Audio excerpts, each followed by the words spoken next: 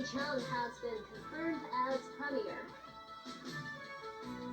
TVB chair Starry Li becomes the city's sole NPC standing committee member. Also, Saudi Arabia and Iran resume ties after diplomatic efforts from Beijing.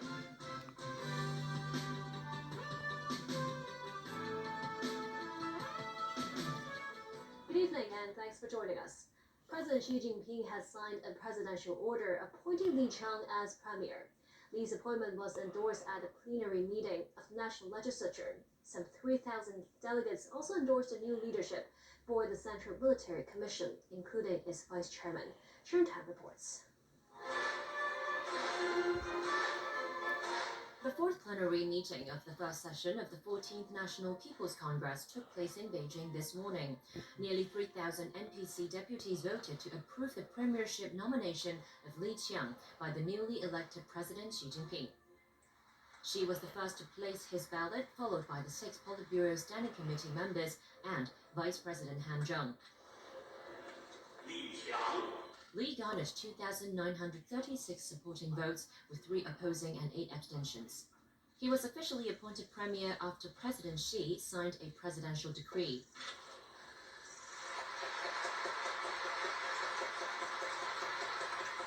That also means Li Keqiang, who served as premier for 10 years, has stepped down.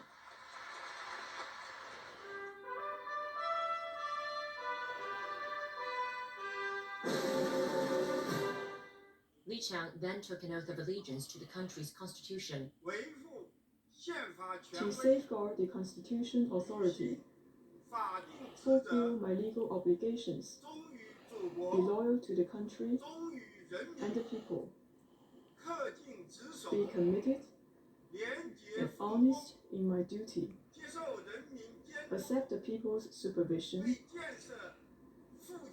and work for a great modern socialist country that is prosperous, strong, democratic, culturally advanced, harmonious, and beautiful. The new state military leadership was also confirmed today. Zhang Youxia and He Weidong were endorsed as vice chairman of the Central Military Commission. Li Shangfu, Liu Zhenli, Miao Hua, and Zhang Shengmin were endorsed as members of the commission. Liu Jingbo was elected director of the National Commission of Supervision. Zhang Jun was re-elected president of the Supreme People's Court, and Ying Yong, the new Procurator General of the Supreme People's Procuratorate. Meanwhile, another plenary meeting scheduled for tomorrow will decide on the appointment of leaders, including vice chairman of the State Council and departmental officials. Sharon Tang, TVB News. Li Qiang led the battle against COVID in Shanghai. He successfully joined the NPC last year and rose to become premier. The 63-year-old is from Zhejiang and was a labor worker at a young age. Between 2003 and 2005, Li earned a master's degree in business at PolyU in Hong Kong. Li was President Xi's chief of staff in the early 2000s, when Xi was the then party chief of Zhejiang province. During his tenure as the provincial leader of Jiangsu in 2016, he ordered a full ban on alcohol for all business receptions. The NPC also elected its standing committee members today. Starry Li, chairwoman of the Democratic Alliance for the Betterment and Progress in Hong Kong, became the youngest delegate from the SAR to become an NPC standing committee member. Sharon Tang again. During today's plenary meeting, out of 172 candidates, 159 standing committee members were elected to serve in the National Legislature for the new term. Starry Li was the sole Hong Kong delegate. Li secured 2,901 supporting votes, with 53 opposing and 3 abstentions. Taking over the post from Tam Yiu-chung, Li thanked the country for its trust. It is my great honor to be able to be one of the members, and I understand that it is a great responsibility. The newly elected standing committee member said there were 3 main aspects to work on in future.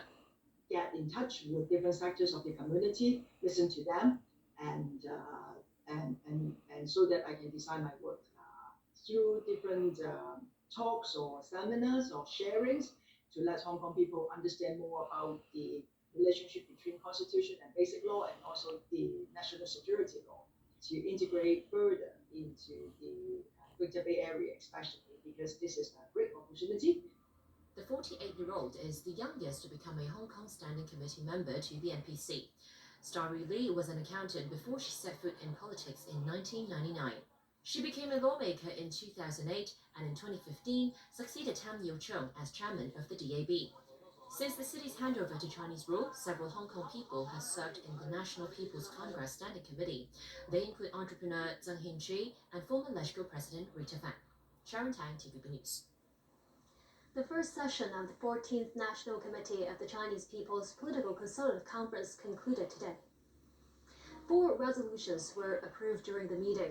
They include the resolutions on the amendment to the CPPCC Charter. Wang Huning, the new chairman of the nation's top political advisory body, delivered a speech. He said the CPPCC should continue to improve their grasp in politics, research, and coordination abilities. He added the body should continue to the guiding principles under President Xi Jinping's thought on socialism with Chinese characteristics for a new era. Members should also stand firm in major issues and be bold in voicing their concerns. He also thanked outgoing CPPCC Chairman Wang Yang for his important contributions. Back locally, Government Pandemic Advisor Professor David Hui said the COVID pandemic has ended. He revealed that health authorities will discuss later this month whether COVID vaccines should be regularly administered to the public. On this very day, 3 years ago, the World Health Organization declared the COVID outbreak a global pandemic. Today, a familiar face in the city's battle against the novel coronavirus said Hong Kong's COVID pandemic is over. Speaking on the radio program, Government Health Advisor Professor David Hui said this watershed moment has been corroborated by ongoing data in recent days. He noted local infections these days mainly involve the Omicron BA.5 and BA.2 variants, which are higher in transmissibility but lower in mortality rates. The number of severe cases and COVID-related deaths has remained in the single digits as well. Plus, the low viral loads in sewage samples, Dr. Hui said the data reflected the COVID situation in the SAR is stable with a very strong immunity barrier. He said with the pandemic deemed over, the Center for Health Protection will discuss with the scientific committee at the end of this month on whether COVID jabs should be administered to the public on a regular basis. And they will take a cue from the outcome of the World Health Organization's meeting on COVID vaccination arrangements, also happening later this month. I guess the elderly, those who have chronic illness, those who are immunocompromised, they will definitely need to have regular checks. But the frequency, we need to wait for the recommendation by the WHO, probably maybe every 12 months or so. Professor Hui also reflected on the city's 5th wave of the outbreak. Vaccine hesitancy was a big problem.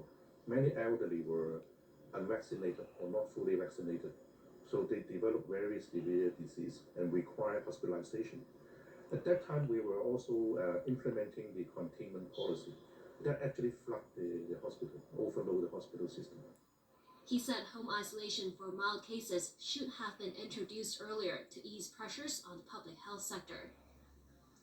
Elizabeth Tang Yen-or, the wife of former opposition lawmaker Lee Cheuk-yan, has been granted $200,000 bail after being held for 2 days over suspected collusion with foreign elements under the national security law. The 65-year-old Tang was arrested outside Stanley Prison on Thursday after visiting her detained husband. Upon release, Tang told reporters that she did not understand why she was accused of violating the national security law. She said her work has always been related to labor rights and trade unions. Meanwhile, it's understood her 63-year-old sister has also been arrested by the National Security Police in relation to Tang's case. That's on suspicion of perverting the course of justice. A 65-year-old lawyer who is the brother of former lawmaker Albert Ho was also arrested on the same allegation. 3 former members of the Hong Kong Alliance in support of patriotic democratic movements of China have been sentenced to 4.5 months behind bars. That's for not complying with a request for information by the National Security Police. They are Chow Han-tong, the group's former vice chairman, and 2 committee members, Tang Ok-kwan and Choi Hong-kwong. In 2021, National Security Police accused the alliance of being a foreign agent and requested the submissions of meeting minutes and information about its members. The group failed to submit, and the police later laid charges against the committee members. Overseas, in a diplomatic deal brokered by China, Saudi Arabia and Iran have agreed to restore relations. Officials from the two Arab states that symbolized the Sunni-Shiite split in the Middle East held sensitive talks in Beijing during last week. The two countries have not had dialogue for the last 7 years after attacks on Saudi Arabian embassies in Iran. Both nations thanked China for their mediation. Nasty Kareem reports. The deal between Saudi Arabia and Iran has implications that go beyond the obvious. Playing a key role behind the resumption of diplomatic relations and the prospect of an end to the war in Yemen are efforts by China, which is acting as a regional peacemaker and carrying increasing global clout politically and economically. Brokering a deal between nations that are ideologically opposites is a major success for China, potentially opening up more opportunities for its transcontinental Belt and Road Initiative. It also suggests a gradual shift for countries that see China as taking on a more influential role as a global leader. The deal was announced after 4 days of secret talks in Beijing between top security officials from the two Middle East powers. Tehran and Riyadh agreed to resume diplomatic relations and reopen embassies within 2 months, according to a statement issued by Iran, Saudi Arabia, and China. The US said it welcomed the move, though Washington's stance on reviving the stalled 2015 nuclear deal with Iran remains the same. We welcome any efforts to help end the war in Yemen and de-escalate tensions in the Middle East region. De-escalation and diplomacy together with deterrence are key pillars of the policy that President Biden outlined during his visit in July in the region. Riyadh cut diplomatic ties with Tehran in early 2016 in response to attacks on Saudi diplomatic missions in Iran after majority Sunni Muslim Saudi executed a Shiite cleric. Both countries thanked China for hosting, supporting, and contributing to the success of the talks, as well as Iraq and Oman for hosting many rounds of discussions. Wang Yi, director of the Office of the Foreign Affairs Commission of the Communist Party of China, hailed both sides in efforts to work for the common bright future with patience and wisdom. He said China would continue to play a constructive role in the improvement of ties between Saudi Arabia and Iran. Nazvi Karim, TVB News. Pope Francis hinted that he may open a path for priests to get married. The head of the Catholic faith also suggested there could be a time when clergy are also allowed to have sex. In an interview with Argentina news outlet Infobae, Pope Francis said celibacy within the Catholic Church could be revised because it is a temporal prescription within the Western Church. There is no contradiction for a priest to be able to marry, he said in the interview. The pontiff answered yes when asked if the issue of celibacy could be reviewed. Priests are allowed to marry in the Orthodox and Eastern Rite churches, as well as Protestant and Anglican churches. The Catholic Church teaches that a priest should dedicate himself totally to his vocation, essentially taking the church as a spouse in order to help fulfill its mission. U.S. bank Silicon Valley has collapsed. Regulators took control of the lender after its customer base of tech workers and startups yanked their deposits, creating a run on the bank. It is the largest financial institution to run into trouble since the financial crisis in 2008. This report from NBC News. Alarm outside headquarters of Silicon Valley Bank in Santa Clara, California today. They just came out and told us that the bank is shut down. SVB, the 16th largest bank in the U.S. with $175 billion in deposits, is now the biggest American bank to fail since the 2008 financial crisis. Its customers are primarily businesses and investors in the tech sector. The root cause of the failure here was a sudden and significant increase in interest rates, which that part of the job of a bank is to manage interest rate risk, and that didn't happen here. Earlier this week, SVB disclosed it took a loss on the sale of bonds due to rising interest rates and announced it would sell shares to shore up its balance sheet. Its stock price plunged and customers rushed to take their money out. The FDIC now stepping in, telling customers they will be able to access funds by Monday, but the guaranteed amount per depositor?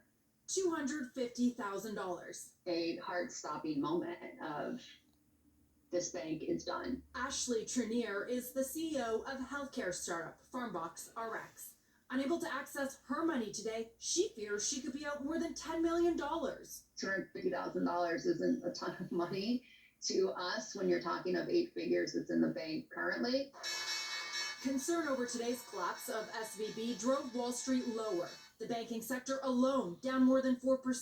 Treasury Secretary Janet Yellen. There are recent developments that concern a few banks that I'm monitoring very carefully. The immediate concern? The cash-burning startups who have millions in SVB and may not be able to access the money they need to pay bills or make payroll.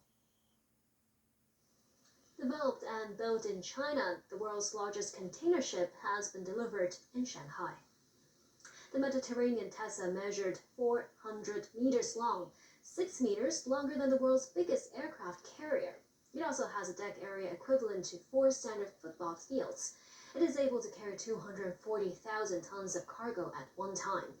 The ship will transport goods between China's Ningbo City and Rotterdam in the Netherlands, one of the world's busiest cargo shipping routes. The weather before we go: cooler start in the morning with temperatures around 20 degrees. It gets a bit warmer later and can get as high as 27. Expect patchy clouds later with a possibility of showers as we move into the evening.